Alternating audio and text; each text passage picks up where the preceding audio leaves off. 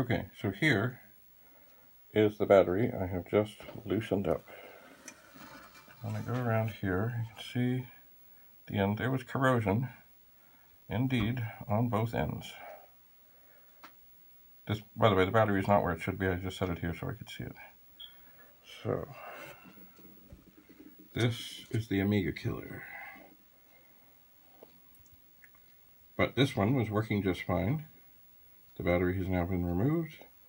I'm going to put things back in, and hopefully all is well and good. But if we go back gently, carefully, to the location of the battery, you can see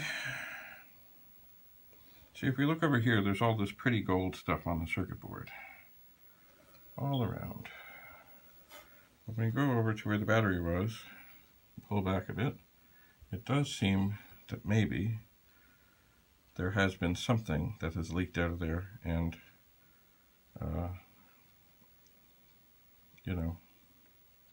taken that pretty gold stuff away. So, it is time to put this back together, see if it still works.